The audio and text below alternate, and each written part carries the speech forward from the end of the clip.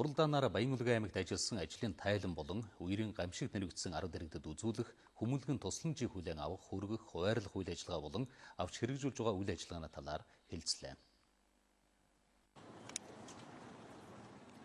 2016 оны 7 дугаар сарын 10-ны өдөр Баян-Улгай аймгийн Үлгий суманд орсон хүчтэй адар бороо мөндрийн улмаас 160 гаруй өрхийн 700 орчим иргэн орх оронгүй болж их хэмжээний хохирол учирсан байна.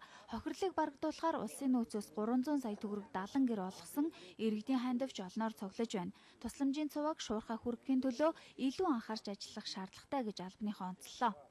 Эссэн компани 14 сая 447 төгрөгийн 14 бууц 20 нэрийн ховтос ирсэн. Өчигдөр бид нар 14 цагаас хүлээж авсан.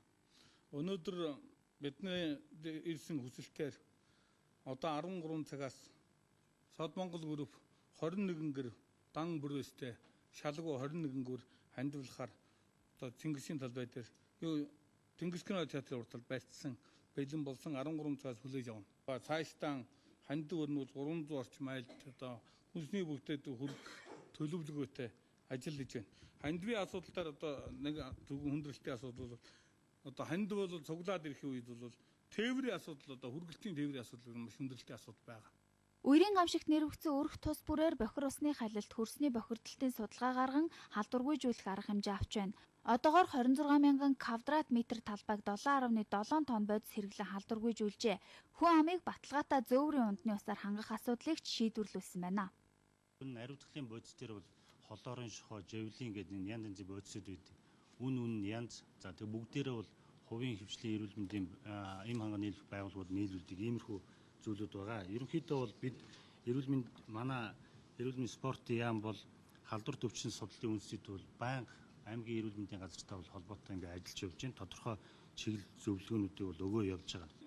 Зөвхөн үерийн гамшиг тохиолдсон Баян-Улгай аймаг төдийгүй улсын хэмжээнд 17 аймгийн 29 суманд усны осол тохиолдсон. Он гарснаас хойш нийт 62 хүн амиа алдснаас 21 хүүхэд 41 том хүн байжээ.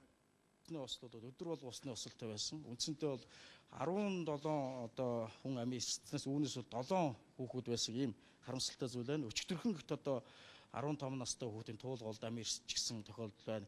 Нэг нас 8 сартай хүүхдэд усанд осолцсон ийм тохиолдол гарч байна. Одоо бид цаашд үргэлжлүүлэх энэ улсын онцгой комисс бол улсын онцгой комисс, онцгой байдлын ерөнхий газар холбогдох байгууллагын үеийн хүмүүс бол ямар ч байсан амрах ийм боломж бол байхгүй. Энэ үер усны бороо хорны байдлыг харгалзаж цаг үеийн нөхцөл байдалтайгаар уялдуулж байнгын одоо ажил хэрэгж ажиллахыг үүрэг даалгавар өгч байна.